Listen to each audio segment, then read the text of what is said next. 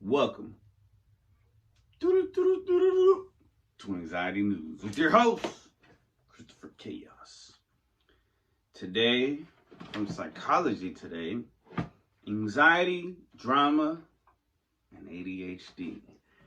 Now, this one also hit home. Synchronicity to what I've been going through, psychoanalyzing myself. Impulse control. Now, this is from Alex, like if that's how you say, like if I'm an alien and I don't know how to pronounce Alex Dimitriou. Are those I's? Are those supposed to be I's? It's like L's. It's weird. Like you use capital I's. So it's I's. Alex Dimitriou.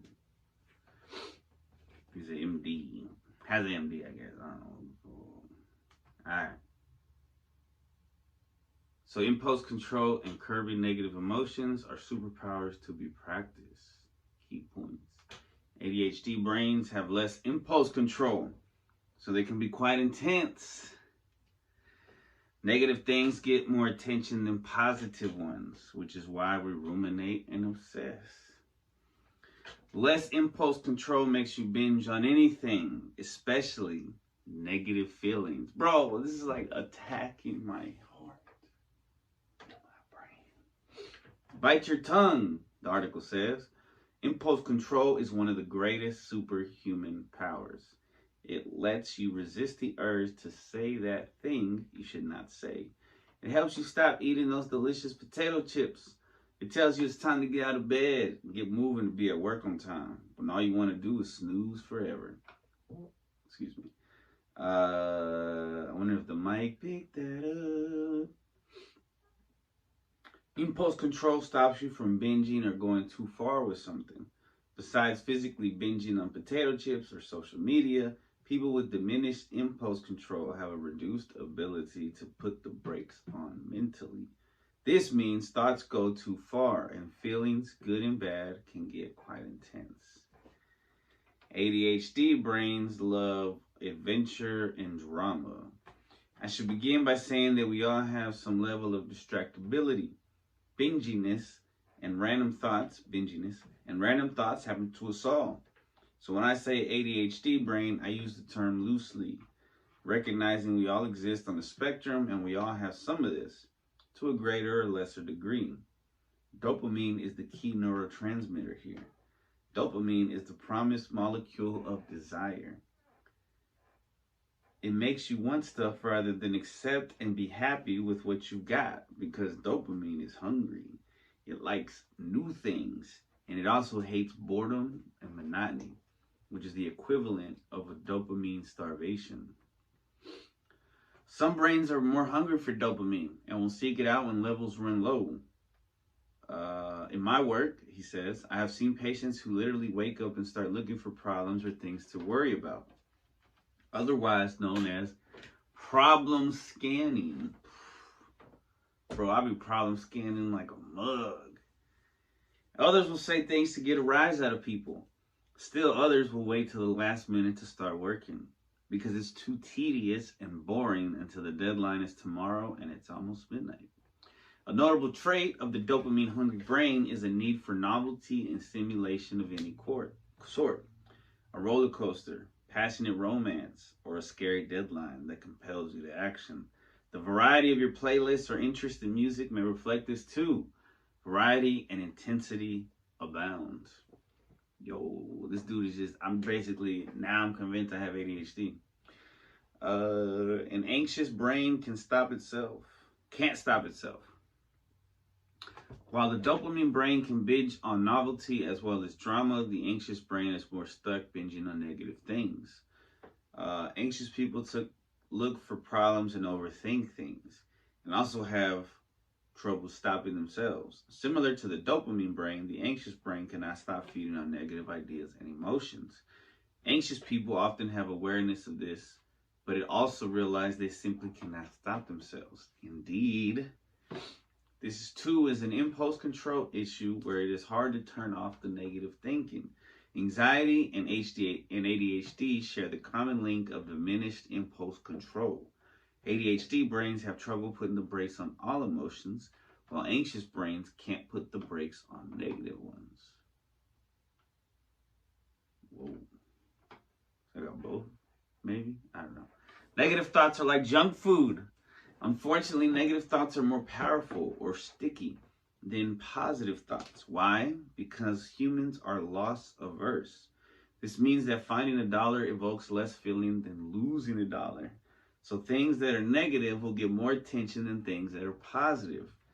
A negative comment or criticism or worry gets much more attention than a compliment or a positive expectation. Thus, you can think of negative thoughts as junk food, and when you're hungry, it's easy to eat too much of the wrong thing. Improving your impulse control. Knowing yourself is key, and sometimes this means not making any big assumptions or big decisions. If you know you can run hot and get intense about things, it's good to recognize it when it's happening. Learn to resist the sense of urgency that dopamine can create. Sleep on it, and don't hit send on that difficult email or text. Draft it up, sleep, reconsider, give yourself permission to make the intelligent decision to not act in the moment. Being well rested, not stressed, and having time to relax and recharge puts gas in the tank and gives you a better ability to resist urges of all varieties. From negative ruminations to smartphone overuse to literally eating too much junk food. And we totally see comfort eating in people who are tired, stressed, underslept, or overworked. Do too much in a day and you simply run out of the willpower to say no. A little discipline can create more, but you have to start somewhere and be patient, Chris. This means making the choice to get more sleep, to spend time with friends, and get your work done on time so you can leave and make it to the gym. Whatever you do, just resist the impatient, impulsive urge to quit too soon. If you pick up a healthy new habit, stick to it for 2 weeks and take good notes before you quit. Take this seriously and do good experiments, taking notes before, during, and after. So the author, Alex Dimitriou, applies expertise in sleep, medicine, and psychiatry to help people obtain balance and improve performance. Yes, indeed, ladies and gentlemen. Yes, indeed. Quiet and interesting. I felt attacked like a mother. But that's all right.